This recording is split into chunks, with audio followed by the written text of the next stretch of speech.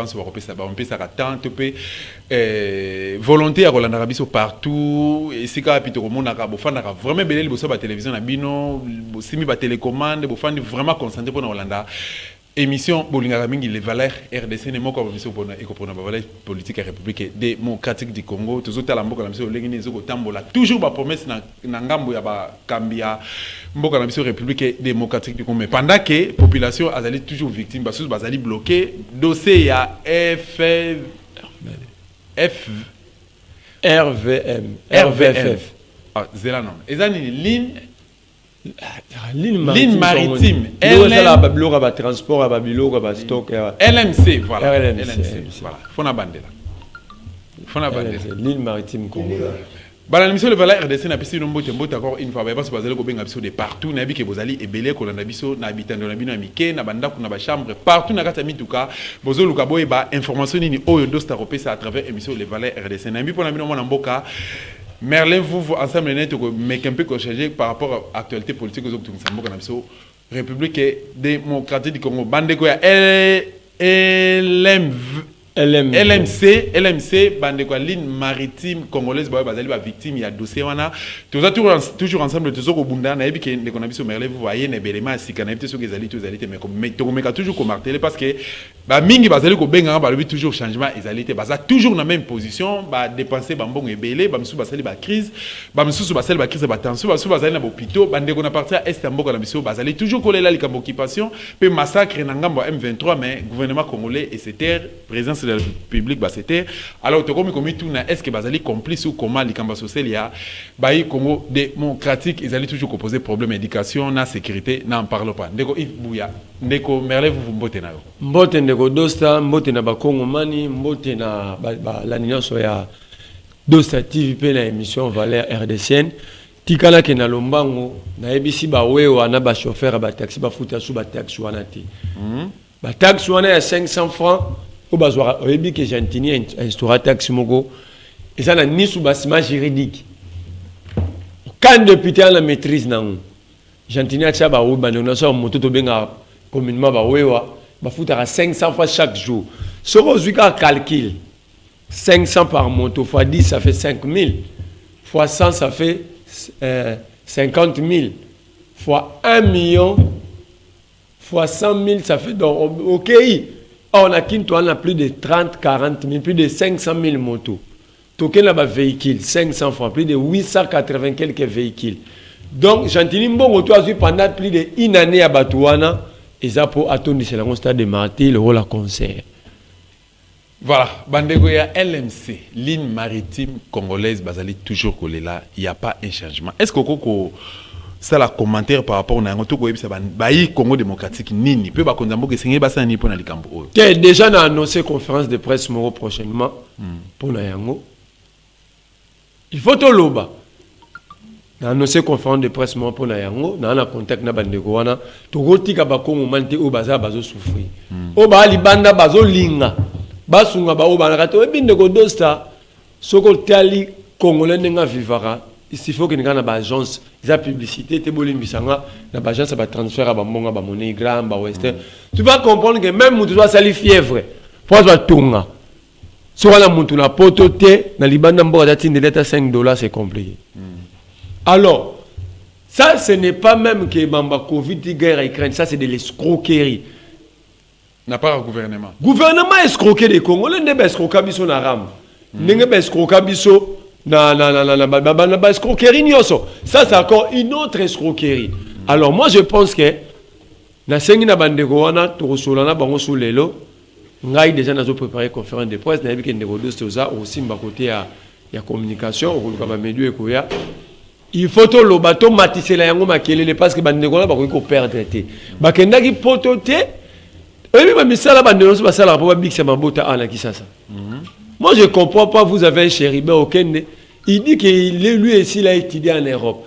Mais il y a des souffrances à Batouana et Poto. Mais elle va se mettre tout cas. Parce que Bilo n'a pas à côté qu'à famille en même temps créer d'emplois. Les emplois va créer encore dans la grande entreprise, les petites et moyennes entreprises existent. Alors, tant que nous détruire on a ce qui a coronavirus. On a Félix c'est que dans 191 voyages. Coronavirus c'est ça. Donc jusque-là, tout le bac, la situation est toujours Et ça décanté, ils n'ont pas la volonté. Quand il s'agit du Congo, hein, il faut oublier les autorités. Dans ce moment, comme il y a peuple congolais, il faut oublier les autorités. Les autorités congolaises, par exemple, casse sur la belli, sur le Seigneur Ibambongo, sur le Seigneur Tonga Banda. Peut-être que Ibambongo a investi dans le Congo. Je vois déjà qu'après la révolution, ou à vrai temps, on va Assimi Goïta au Congo, l'État recommande à bâtir mes belli. Garantie nos européens ça bande ko na to ko lo bana bangoni bande ko baza. Garantie na européen ça bango ya liboso ezaki base à la kimia to bunda to rejoindre yango. Première étape c'est bango to sa conférence de presse. OK. Conférence de presse pour annoncer ceux qui par la conférence de presse va réagir. Nous allons constituer collectif d'avocats pour saisir le parquet contre la société congolaise. Et ceux qui société a réagi, nous allons descendre dans la rue. Merci beaucoup. Tout le monde a un peu tourné page, tout évolué. Mais presse congolaise, les lots, presse RDC plutôt. Ce que c'est peut-être aussi la commentaire par rapport à la condition de tous travailler dans et puis la réalité de dans beaucoup Congo démocratique. Ce qui est moninga na bimi so otali suki na ngaza européen te. Ni lisusu. Dans un kanda ba journaliste à Congo. Moi j'ai toujours défendu les journalistes. Chaque likamboela ba journaliste. Pour ba journaliste et puis ba défendre rayo.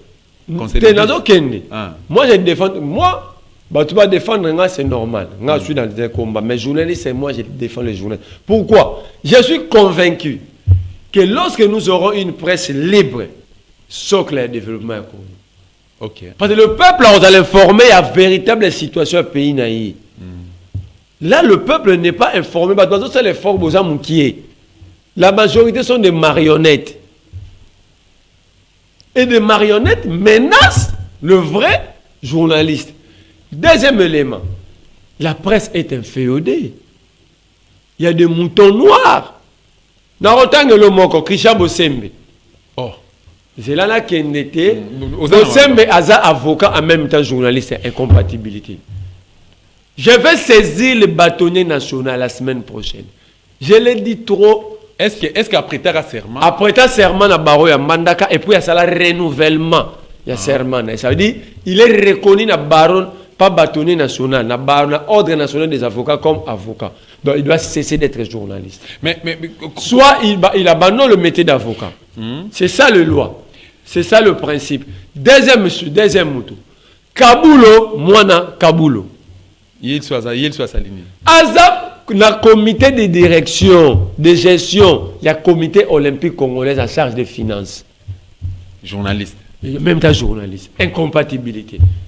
Mais au gros, on peut journaliste, on peut député, on déranger dans côté. Osué Lézer Tamboué, il est député. Voilà Moukeba a donné exemple. Daniel Safba Presta Souster, is Christelle Vang. C'est incompatible. Être député, c'est être politique. Donc, l'objet Lézer comme ministre, il va encore présenter des émissions.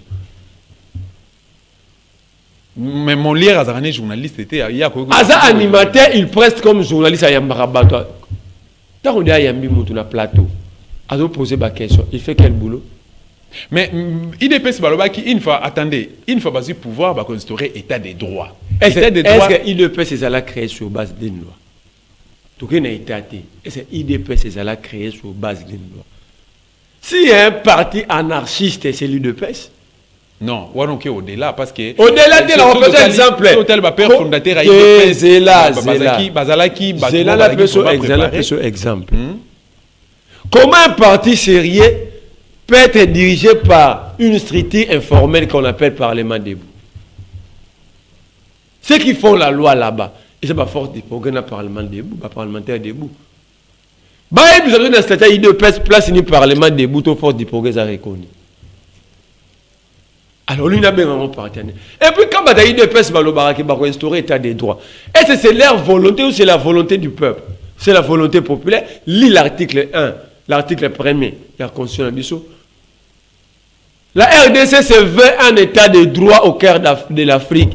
Et ça, la Constitution, c'est la volonté de 80 millions de Congolais. Ce n'est pas la volonté de l'UDPS. Il ne faut pas mentir. Vous prenez le manifeste de la CELE, c'est écrit avant même créer l'IDPS. Donc depuis même la loi fondamentale, d'abord, comment est-ce que mon rôle doit être démocratique sans l'état de droit? Donc le l'IDPS, à la volonté na yo, yangai, à commission yaye. Ça, c'est de l'usurpation. Et c'est un parti aux abons. Sora Yves Bouya, Lelo a certifié na parquet. Bon, Sora Yves Bouya. Lelo, troisième jour Toloba, Azana parquet. Sora Yves Bouya. Yves Bouya a mérité Elo Kwana na Likamoun. Qu'est-ce qu'il a fait? Mais quand vous prenez des infirmiers, des laboratoires, beaucoup de gens, c'est votre faute. Ils ont bino, on a condamné bino, Peter Tiani, Yves Bouya, Gramik Legrand, Moukebaï, Joulé, c'est des formations. Bakoulou tout bienvenu Bagoumania na okonane bino Idimo Izuba Serge Kabongo Maxime, je vais vous condamner des gens comme des Tatiana Bodlexi Tana Rotanga après bolo rotabat beaucoup ça na métier na les conséquences possibles ba reprocher nani mutu o azo mériter ko ndako beta bata corona tonga akongo kangisa ba journée c'est bovandi calme Docteur Muyembe mutu na yo ah, puis basé sur ce que rougeole les ongles na varicelle de singe et yé. Tala mutufa chuba tonga yoana. Il se cache derrière. Dans la pose en tant que communauté, je cite pas les noms de tout le monde et surtout bateau bana tinate. En tant que communauté. Donc vous avez pris quelqu'un, Moussa ne go chuba tonga ko tala ba microscope tala ka soza na malaria beaucoup comme ces journalistes. C'est un grand métier, le journalisme. C'est un grand métier, mais bomi yango. Les avocats, à la titouche, Hermora Kouvani na micro, koto infirmier, un laboratoire, à Kangisi journaliste, l'UNPC Vandi. Si c'était Perrault Loua, si c'était Yves Bouya s'attaquer dans le régime, mais va radier. Inas Belle, comme radier, c'est comme si va radier, mais ça a sous politique, t'es pas loin de la partie politique. Est-ce qu'il y a une personne qui est radio journaliste? Alors, il y a une radio dans la profession. Et cette profession, on a. Et c'est un domaine exclusif à l'INPC. L'INPC, c'est Asbel. Alors, ils ont maintenant créé une jurisprudence, ils sont devant leurs responsabilités. Mais est-ce que moi, je ne pense pas aussi que tous les journalistes dépendent de l'INPC ou une jurisprudence. Ils ont radié un journaliste de formation dans le métier. Malgré que bah a droit à un si vous c'est la bango ba radier que tout le monde a journaliste était un infirmier. Si vous radier 6 semaines prochaines, moi je prends la responsabilité de pousser l'INPC à radier cet infirmier. Mais du moins, aux informations, on a été supposé qu'il sur place ici quand on a vu Yves Bouazali, on a été procureur à l'obédience de magistrat. On se remet à la justice. Si on a un week-end, c'est vraiment compliqué, bureau à l'État. On attend le lundi quand le procureur et le magistrat vont s'aller. Espoir Ezali va libérer. Bon, ce qui est vrai, il y a des pressions politiques. Il y a des pressions politiques. Le régime en place, on dirait, c'est comme si c'était un projet. Ils avaient un problème privé. Yves Bouya, journaliste, le rôle d'un journaliste, c'est d'informer l'opinion.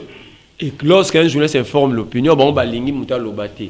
A lingi te arumo tonga be école kuna, na mai avena comme na quartier mai nombe na matete à $400,000. Sur le lobby, régime on mettait les mi. Ba élève na biso. Ba fouti ba 4 ba na biso ya examen d'état ba fouti ba 20,000 ba 30,000 ba kese l'examen d'état na ba makaro ezanga ba photo sur le lobby régime était les milieux banda ba lobaki ba futa ba nouvelle unité qui n'est pas côté na site à Sekope même o ya Facebook bazo mitu na tile le bimate avril la ngoleki to côté mais sur le lobby régime était les milieux.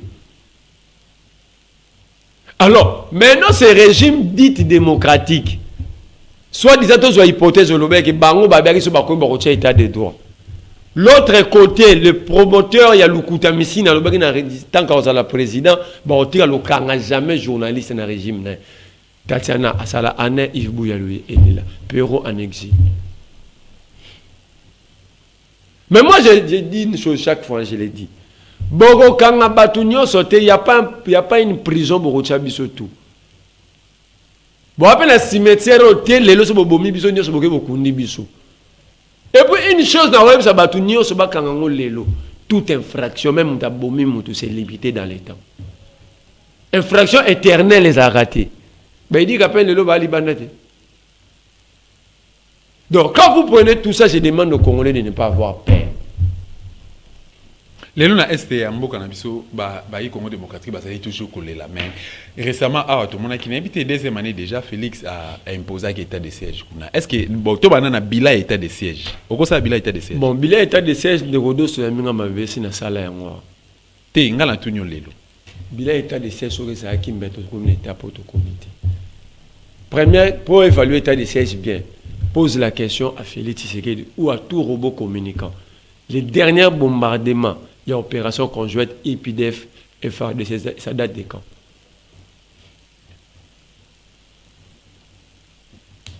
Simple. Gauche, droite, dernier bombardement. Deuxième élément. Un tiers, il y a des morts au moins des morts sur les sécurité dans l'Est. Un tiers, sous l'état de siège. C'est comme si l'état de siège, tout ce que Félix décide, prend comme décision. Ou nous sommes simba, peut-être là, Félix va me comprendre. Pour moi, ça, au-delà de malchance, au-delà de malédiction, tout ce que l'homme touche, tout ce que l'homme met en place est simbaraté. Alors, qui a après repris sa bonne moïnaïe. Popé quand on a fait le rôle à Félix, les parrains de tous les mariages. Mais ça n'a rien à voir avec la politique. Les parrains de tous les mariages, un fêtard qui n'a fait une nuance. Au moment où on était au Burundi, à Mobina. Mobutu pas bien. Le baranangata le barantan de ronanga migramique. Na fait minerve zati.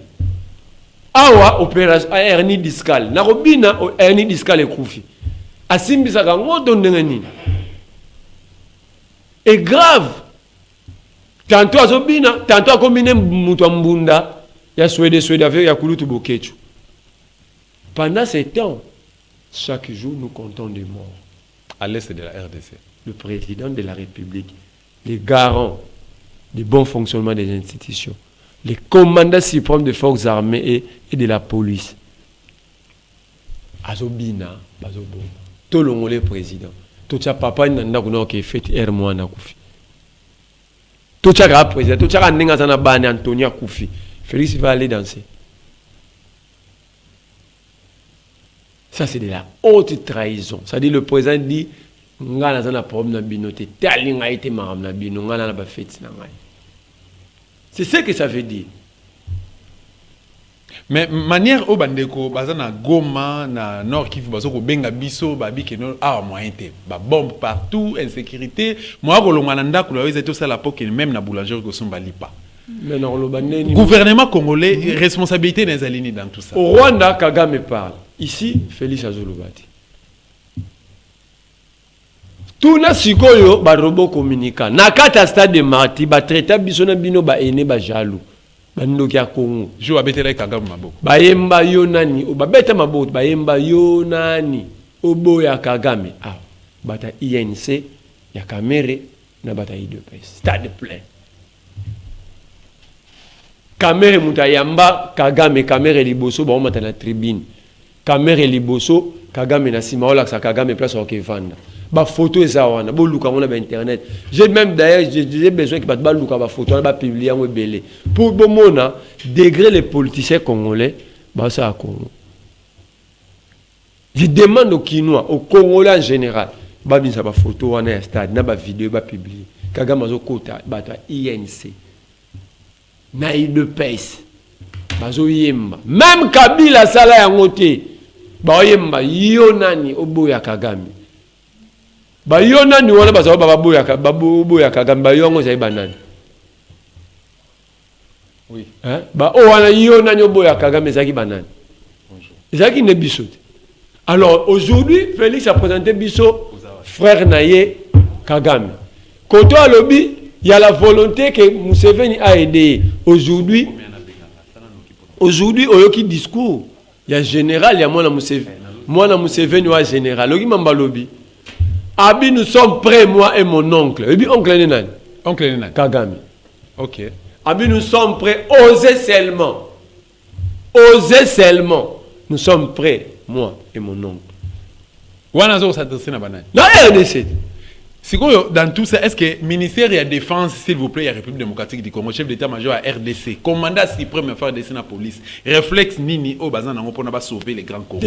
Ne fils que honneur. Attends, face à Rwanda, RDC a mais que l'ongolelo pour sauver qu'à honneur. Ne ça, awa, ba député na biso, ba il a rabso biloko ezanga atina. Loisir, les dots. Dot et salinini, dot et salinini. Ote kobala mo c'est comme il a $200. Voilà là où on attend des députés. S'ils sont députés. Pourquoi il ne peut pas pousser le président et le gouvernement à appliquer l'article 63 de la Constitution? Oh, le Bénini. Aux peuple congolais, aux chefs coutumiers, aux nan, aux pasteurs, tout doit défendre la République. À défendre ma belle naïe. Ma belle naïe. La défense de l'intégrité nationale, consacrée dans l'article 63 de la Constitution. Mais il y aura ce que Babylone va député, va diriger, va polo, soutien au FARDC. On ne soutient pas une armée comme ça. Les députés, la collectif budgétaire, une grande partie, il y a un budget, va concentrer en armée. Parce qu'il y a un problème. Et Bimi, il faut pas bien en place une bonne chose bien à congrès na session extraordinaire bien en dirigeance à ta plénière mot dirigeance pour revoir le budget armé rapidement. Où sont les partenaires au Félix Assaïli 191 voyages? Où sont-ils pour aider la RDC? Maintenant, une question que tu as posée dans la même optique, accord militaire Félix a signé militaire américain, où sommes-nous par rapport à ça? Parce que ceux qui FRDC ils allaient na faiblesse, peut-être tous en armement, peut-être mal formés, ou encore tous allez prêter pour la guerre. Mais accord militaire, est-ce que RDC? Nous avons de bons militaires. Simplement, c'est la question de prise en charge. Il y a sérieux à dirigeants. Il y a la personne de Ronanga Grammy qui raison. Oh, tout le monde, c'est la classe politique. Parce que cette classe politique, la personne est incapable de recevoir la collective budgétaire pour consacrer une grande partie du budget armé. Parce qu'il y a un problème qui est réel, qui est devant nous. Qu'on doit trouver une solution d'urgence pour sauver nos frères, nos compatriotes. Mais le député va dire pourquoi? Parce que dans le budget, on a en 2022, on a un salaire à 18 000. Le député, moi, c'est un barbon. Ben tu fais du courage. C'est un $18 000. Les officiels. Officiels. Député national à RDC, $18 000. Mais enseignant, $170. Enseignant, on va rendre au Bazali. Pour avoir un diplôme à Lukuta. $170. Pour avoir un diplôme à Lukuta. Pour avoir un diplôme à défendre. $170. Il est député Azana. $18 000 à $1 000 à carburant les mois, $300 à carburant par plénière. Ceux qui ont vacances, ils auront sous $5 000 pour les frais vacances. Député national. Donc, plus congolais que les congolais nyonso. Mais tous ceux qui sont journalistes. Il y aura si vous pendant que les députés ont avantage, Jeep, Mbongo. Il y a des chefs de groupes armés dans le hémicycle. Les députés ont un groupe armé dans le Bazali. Là, tu fais allusion aux députés congolais ou. Congolais, l'Assemblée nationale, c'est Congolais. Mais ça dit, c'est là que Kabila, Félix, respecter les critères et l'éligibilité. La condition d'éligibilité, la première condition, c'est être d'abord congolais. Tous dans le contexte où on a la loi, dans la loi acceptée que c'est congolais. Ok, député congolais. Des députés ont une paternité à groupe armé dans l'Assemblée nationale, j'ai dit la semaine passée. Il s'agit de nanani. Comme on a passé, ils appellent député à 6 000 balles. Ok. Mon côté, parce que ça rassure plénière et s'il il faut député, nous sommes en motion d'information. Député, par rapport à ces conscriptions électorales, il faut aller au Bayaou. Député Moya Massi Satomboli le beaucoup. Aleki, ses paroles, Abi. Honorable président, honorable membre du bureau, honorable député, chers collègues, député Mogwaza Waza Tucci. a recruté batu po ba boma batu na ngai pe ba boto na nga ba carré minier na ngai oh ba carré minier na ye les options ezoleka jeudi passé jour basalaki prolongement état de siège na kati ya basuka kindenge nini na kati assemblée nationale justement basuka kindenge yoga théâtre ça bien on a ba accusé va tomber le bon objection président pas accordé parole mais c'est le président azoko silangai ngai soki na recruté donc alimi lisusu soki na recruté et ça parce que y a recruté en 2020 a recruté sous siko pour ba botu na ba carré minier na ngai singi pulu l'honorable a collé bango na bilamba pendant ce temps mon solo ça la blague a sur la protocole singa de président siko sur la protocole yo protocole longwa mambazo lo beza sérieux. Président, ces deux individus, ils sont dans l'obligation de répéter ce qu'ils viennent de dire. Mozabi, non, rectifie, ce ne sont pas des individus, ce sont tes collègues.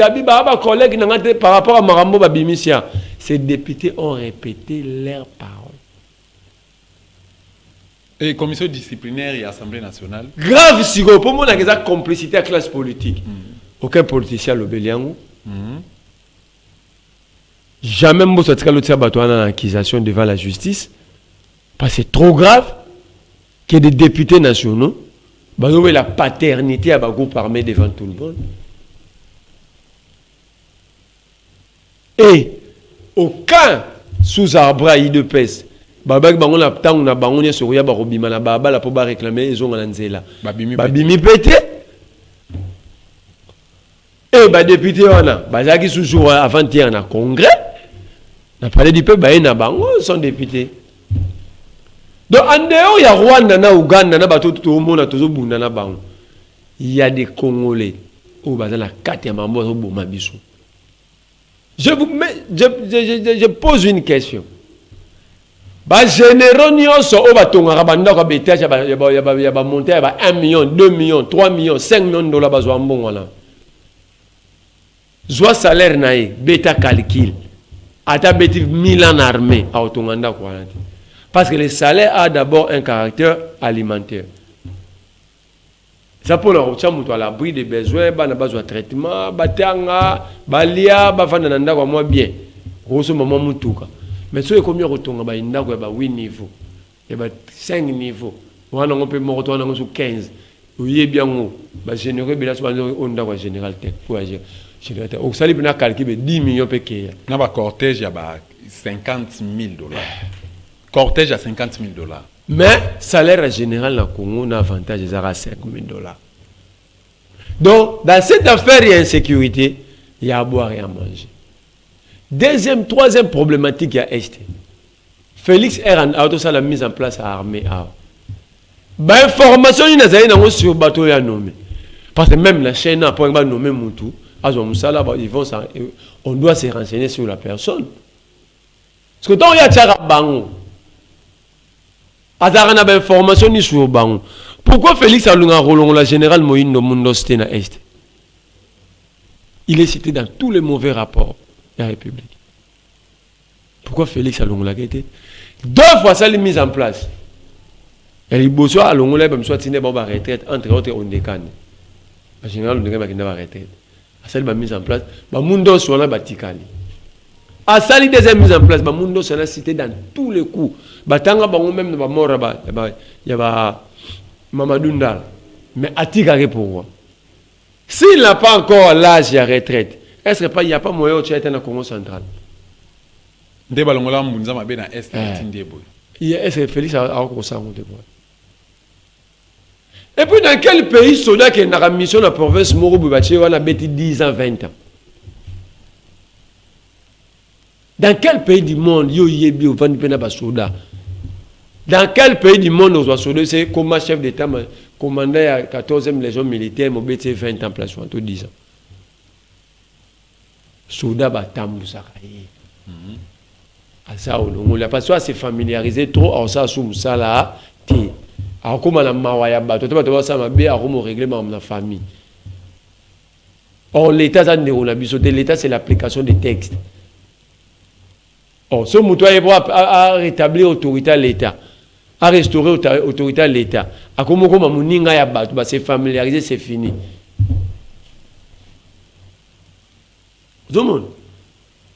Troisième élément. Babato nyos bana bakare minier a. Bazwa on a appelé ça bon permis d'exploitation. Non, appelé ça bon. Mais pas profiter de l'insécurité, tous les rapports le disent. L'insécurité au Congo, hein, dans l'Est de la République, a une corrélation directe dans l'enrichissement illicite. Ce qui Kaboun, le plus puissant et régime Oyo, a se retrouvé dans 26 entrepôts et minéraux dans Kolwezi. Et les tout puissants. Si dans tout ça, pour mettre dans fin, tout ça, pour mettre fin, qu'est-ce qu'il faut? Le peuple doit se prendre en charge. Premier élément. Tchèque Varalobe Loromoro, so l'union bien en occupation. Hein? Faut en a 10 balles, donc 10 massages.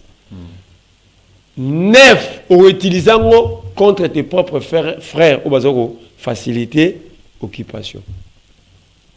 Parce que l'occupation, les gens vont te le barater. Pour nous dire il faut faire la porte. La classe politique congolaise a fait la porte oyo écoute ça batouane. Question mon ami tout le na Facebook qui a introduit les jeunes militaires rwandais, ougandais, burundais dans l'armée et la police congolaise. Qui les a introduits? Mais les politiciens non. Bon bana ba pouvoir à nommer n'a pas révoqué. Au cas peuple congolais, à Téléma Bibozo général James Kabaré, mais comme c'est chef d'état-major. Tant que James Kabaré, tout le monde tout est. Er bachaka belé ba nationalité a ya lukuta ba peut tout le peuple était ba sala yango na bon vouloir na bango. Et conséquence nous peuple n'est aussi bien. Na ba service de sécurité nani akota ça batouana.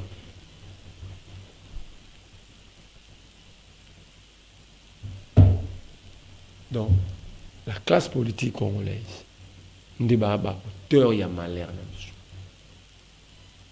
il faut commencer par pour chasser les politiciens congolais. En 2023, il bêtier. En campagne électorale, il bêtier. Parce que moi, je ne peux pas comprendre que à la 100 heures de niveau. Mais naïveté à peuple congolais peut contribuer à malheur. Le peuple congolais n'est pas naïf. Mais le politicien va utiliser un mécanisme moko. Oyo, hein? Peuple azo bundanango. La pauvreté.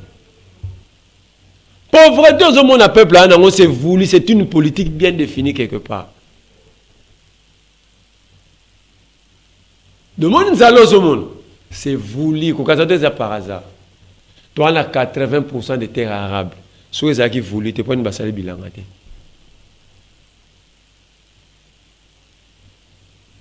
Félix a sali 191 voyages, 2,5 millions par voyage. Sur sali total, sali plus de 480 quelques millions de dollars. C'est pas beaucoup, c'est beaucoup d'argent pour relancer l'agriculture, pêche et élevage. Vous comprenez? Comme Bazala défini, bah créer la peuple nanzala. Pour que tout dans nanzala, ventre affamé n'a pas une oreille. Si dans nanzala, bah on s'occupe de la politique. Moi s'occuper de la politique et athée. Moi m'embote loba, somme dans nanzala Rolanda monte. Moi peuple wana a résisté à tes pas comme à un moment morobé affamé. Oh somme dans nanzala, je tengi la psychologie, même somme dans nanzala, l'intelligence est vendue dans nanzala. Donc même si on est dans l'anzala, à tout ces matières au fond, le comme la mousse Albert Einstein, ba Socrate, ba yumuto na ozamaeli. Ah ça voyage. Ah ça ailleurs. Voilà, merci donc, beaucoup. Donc ça veut dire pour la citer rapide là-dessus, ça veut dire ba politicien ba rester biso na pouvoir. Et voilà même dans pour la meka ko na corrélation moko na marambu ya ba ya ligne maritime congolais LMC. Et où c'est pourquoi on empêche même aux Congolais d'investir. C'est pourquoi on empêche même aux Congolais d'investir. Mais que si on investir, nous avons Moussala, on fout ailleurs, on a Moussala, moi, ça sonne Zala, et ça, on a une Zalaté, à Romo réfléchir, mais comment on a Ibimbo? Il y a plus d'exemples là. J'entends fout, si bah ouais, ou à théâtre, ça va 500 francs, on va mettre tout à l'heure, on a parti. Merci beaucoup. Il s'appelle Merlin Vuvumoko, activiste dans la République démocratique du Congo. Tous les gens semblent réfléchir. Naïe par rapport à Mamboli Kanabo, la République démocratique du Congo. C'est une émission qui est non pour ça, nous pouvons dans quelques minutes à côté, mais toko clore émission. C'est une émission le moment où le tombeau est encore vide. Le tombeau. François Bédé. Bah oui, les sous-soumis. Abimi Pouzo. Ok, justement, question on en a posé avant tout les cas.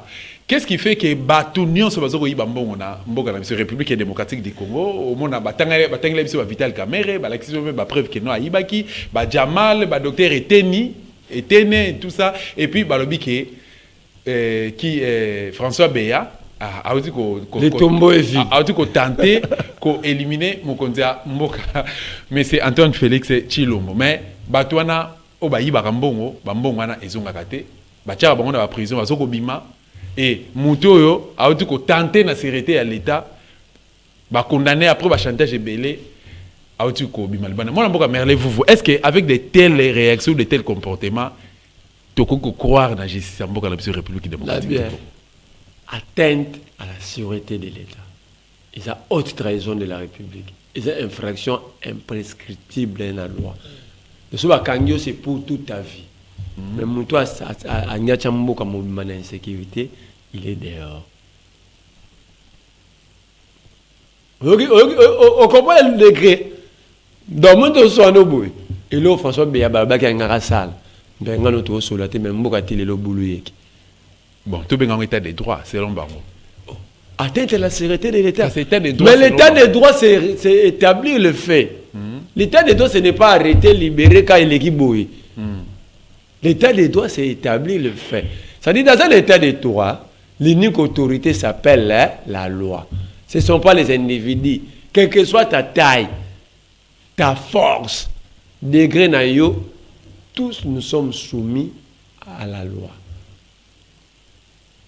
Ce qui est grave, coup d'État, comment un seul individu peut organiser un coup d'État dans le pays où on a besoin? Donc, la paix à Rwanda, coup d'État, c'est une équipe qui l'organise. Ce n'est pas un individu. Un individu a un cerveau moteur organisé, hein, mais il faut l'accompagner. Alors, ça, on est.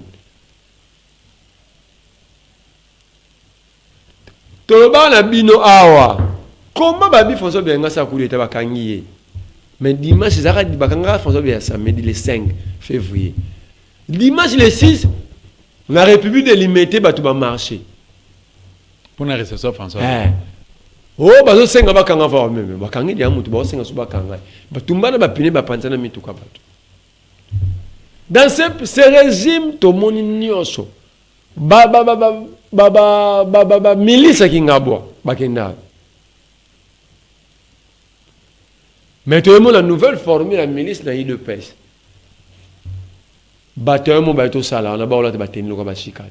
Ba force à progrès. C'est une partie politique qui est bon. Mais le but, c'est que les rouges n'ont pas perdu. Ceux qui ont fait force à progrès. Mais bon, la tenue, la tenue, la Félix Tshisekedi Mokonzamboka.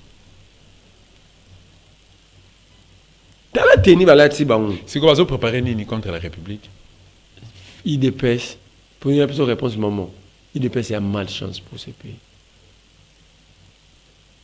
C'est une malchance d'avoir l'UDPS comme parti politique dans ce pays. Dans moins de 3 ans, l'UDPS a démontré que c'est un stagiaire. Dans moins de 3 ans, ce sont des stagiaires. Et c'est là que, là, on rapport ça même pas à Robert Talisolo à Kabila. Tout ce que nous vivons, c'est lui. Peuple a sali vote naïe, il y a qu'à sali maram naïe, il donne aux stagiaires. Il donne le pays aux stagiaires.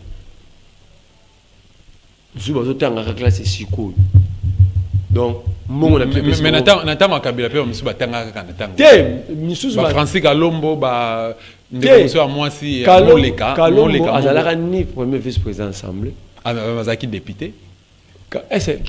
Quelles sont les conditions pour tous régime tous bon mais c'est pourquoi tout sangana tout bengana régime on a pas tout mon régime n'importe quoi.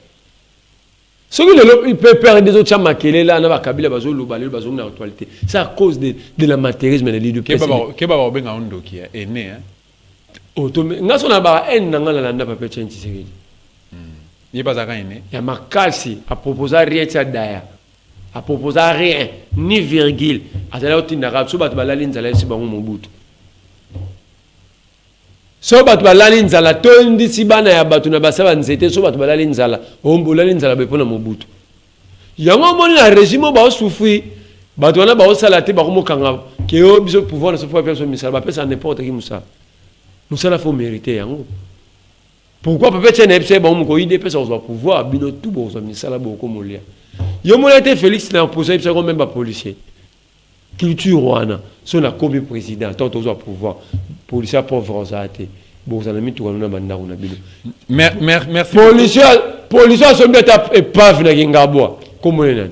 Merci beaucoup mon amboka merle vous bah sinali biso kino sengeli to voler parce que temps réglementaire aussi là lelo nakati ya lamuka hypocrisie hein et ce opprimé hein tout le monde Martin Fayulu na Adolphe Muzitu a couteau tiré bah c'est la guerre froide. Batu mususu ya lamuka o baza pro Fayulu bazo tirer sur Fayulu tirer sur Muzitu ba pro Muzitu bazo tirer sur Fayulu qu'est-ce qui se passe? Non le bango pour moi dans sérieux c'est un regret, un grand regret pour la classe politique. Nous avons l'information là. Nous avons l'information la katenga za membre la mukati. Oui bien. Mais tout solo la toi famille tout solo la mais quand je vois la bataille de télé même ceux qui prenaient la mouka au sérieux, je ne sais pas ceux qui vont au sérieux. Parce que la classe, les policiers congolais, démontré un degré à Souka que vous ne pouvez pas avoir confiance. Vous ne pouvez pas le faire confiance. Parce que Souka, oui, la politique, c'est les intérêts, oui. Mais avant tout, ces intérêts-là, et aux anacom, égocentrisme, non, ça. Peuple. Mais lorsque beaucoup d'intérêt pour purement privé, au peuple a été nakati. Parce que le peuple a crié à un combat. Les lots la mouka c'est une démonstration oyo. Sambongo, bat bima ici mais on Martin Fayulu ozanaki tambo. Bat balongo bat changu na balar na bango. Ngana bat balongo même Congo central. Baye. Aïe. Bandundu baye. Baye na mbongo na bango. Ça dit la mouka incarnait quelque chose. Hein? Pour la résistance, pour le combat, pour le changement. Mais désolé, ils sont politiques, ils vont rester politiques. Donc pour nous, ceux qui appellent Moko Boye ou Tinangamba la Mouka n'a pas Fayulu, Batona Baroya les sous-soutés. Tout événement avant et mais il faut être clair à ce que je vois dans la télé. Par exemple, longtemps, j'ai suivi un débat entre Bruno Mbenga, il y a une nouvelle élan communicateur, na Daïlé, l'homme du peuple. Un communicateur a décidé, mais c'est du pur bassesse. Excusez-moi, ce sont deux mes amis, mais parce que le Congo ne mérite pas ça. Le Congo n'a pas besoin de ça. C'est là que Naïb Saro s'est posé. Mais Lucas parti Naïb Saro, moi, je n'ai pas besoin de parti politique à cause de ça. Apparemment, le parti politique au Congo, il a une rationalité. Comme ça, il a une irrationnel. Je préfère encore rester dans la société civile, dans l'île. C'est de l'irrationalité grave. Parce que si tu es bango, vous avez la nini. Vous avez la carte, vous avez la mbongo. Entre Fayulu na Muzitu. Vous avez bongo, parce que ça se dit déjà. Vous avez la carte, vous avez la mbongo côté Félix, vous avez la carte, vous avez la mbongo côté Kabila. Je suis désolé, moi je me apparemment Bitumba Oyo et Bandi Kakatango Adolphe Muzitu a lancé, a confirmé plutôt candidature à la présidence de la République. Ce que Bandi Wana, moi je regrette encore une fois de plus. Parce que tout le dans la coalition, chaque parti a la ligne. Après, ceux qui ont commis coalition au pouvoir, ceux qui ont commis coalition politique, ils ont vendu. Ce projet de société a une nouvelle, les années mondiales sur le projet de société a décidé. Donc, décidé à la droite que Martin Fayulu est candidat na bango, il a décidé d'abord. Na ba parti mosaïque ils ont accompagné décidé. Nouvelle est là peut à la droite que Muzitu aza candidat na biso na ba parti na ba partenaire na bango. Au moment voulu ba revanda te ba sali sikoyo parce que ba bomana a ba bi ke Muzitu aza la candidat ko to bi falo za candidat bon so ba bi ba pour na candidat moko ba la que sa biso nyonso wa programme commun ya ba sali. Merci beaucoup. Je la parle pas une minute. Ba la que programme comme parce que tu reproches qu'il ne pèse na FCC quand na FCC de ne pas avoir un programme de gouvernance commun, il y a même pas 1000 billing. Le gars bango ba comme na étape pour on a déjà sans même tout comme bango mi ba les ba la que sa biso programme commun ba sali ya kombo ya la muka projet de société à la muka aussi ba pouvoir ba gouverner. Alors, le gars ba comme l'étape pour on a été parce que la coalition vous en a programme. Hein, on a le temps pour sa coalition. Vous en a cadre de concertation. Hein?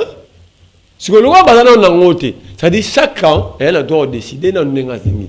En même temps, la cadre de coalition, non politique, mais coalition, alliance Moro, il y a la cadre de la Mouka, ils peuvent converger, mais côté du projet de société, dans la vision politique, ils peuvent diverger. Mais au moment voulu, on va converger des débats. Nous disons tout.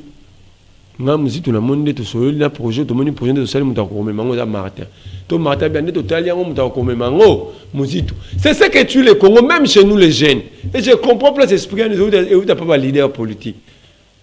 Donc, tu vas dire comment la fin je peux m'estimer que, par exemple, l'équipe Moukeba, il a une expérience avec le collègue Moukeba. Or, ce que Moukeba a fait, ou ce que Fallou a fait, nous avons commis la moitié dans mon je dois apprendre, rester humble, beaucoup étudier, écouter et s'organiser par rapport à nous pour que nous fassions chemin mot. Nous fassions chemin mot pour nous comme leader. Mais le problème c'est ça, comme leader, même si. Et puis tout le monde n'est pas né pour être leader, pour conduire les troupes. Ça aussi c'est un fait. Sauf que le Hamaka se remet la mouka mobimati na soma l'État, peut-être que Mouzitu n'en a pas. Et vice versa. Alors, n'a pas un exemple pas musicien. Tu es un musicien Bella, tu as un succès, tu as un orchestre. Par exemple, Alain Pela, tu n'as pas joué bien. Il était au top niveau, Banda Kenda. Ça dit, lui n'est pas à la chanter, il a ses talents. Mais ça l'a magité pour ça, même pas trop. Il fallait qu'il me pour que talent, et mon ami soit battu. Mais alors, à ce stade actuel, la jeunesse,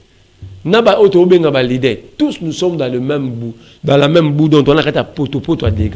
Alors moi, je suis désolé. Moi, je conseille aux jeunes de ne pas faire confiance aux politiciens. Merci beaucoup, Ribri responsable dans l'Omba Mopenza. Moi, Namboka Merle vous parti Estamboka Nabiso abattoir. Lelo, Togo pesa charge on est pas nani. Pas ma politicien ni en général. Na Félix Nakati. Non. Mais lui, c'est le responsable numéro 1 qui dirige le pays aujourd'hui. Ok, voilà. Narota la Félix, Narota la profil la Félix et le lobo. Ozomona, Azoko incarné leadership. Bafeti. Voilà. Néanmoins, la Félix et le lobo. Est-ce qu'à Koki vraiment ko changer RDC pour que Kimia généralement paie écouter na Katambo? Mais il m'a changé, Antonio a changé, Maman Denis a changé, changement en moi. Voilà. Narota la Martin Fayoulou na Muzitu bakoti na ba de guerre na kati na bango. Est-ce que espoir ezali que na bato ba croire na lamu combat ya lamuka que changement que comme mal sous changement. Na guerre espoir est raté. Voilà. Ndengo tala Yves Bouya na kati ya kasho wana. Ozo charger nani? L'infirmier, le laboratoire. Bato ba yibi kombo na été. Laboratoire ba yibi journée c'est moi mutu mo intrus mo na kati ya journalisme là ta lokwa ba papa na biso ba chole. Okoyebisa bana Congo nini na nyonso l'équipe par rapport à entretien na biso na Mukuse penza. Nyonso l'équipe na entretien na biso tous nous nous remettons au peuple. On appelle les peuple, les peuples, le peuple. Peuple ndé à la souverain au regard de l'article 5 de la Constitution. C'est à nous, étant que peuple, de prendre nos responsabilités. Par rapport à LMC, ligne maritime. Dans la Kibato, Tipo, Soe, Tozo, Banda, Tito, comme on a sous une conférence de presse, Ezali. Voilà. Merci beaucoup. En attendant de réunir les documents. Comme on a Merlin vous Azali, mon cas activiste dans la République démocratique du Congo, mon cas combattant de liberté, au Togobundak ensemble pour comment libérer notre très cher beau pays, la République démocratique du Congo, qui est le cas, mon cas Valère, Nakatia, émission de les valeurs RDCN. A profité de la même occasion, na Pesa, merci à l'équipe technique qui a accompagné, merci à Bruno Nzinga, MCMBia, merci à Christian Banjolo, merci à Bino Nyuso, ce qu'on a raté, qu'on a vu dans le programme de la télévision, beta 3w.dostatifi.com plutôt comme on a intégralité de l'émission de Sala pour enseigner, motiver, préparer la population pour soigner un jour tout ça, soulèvement populaire pour libérer la République démocratique du Congo. Ingeta.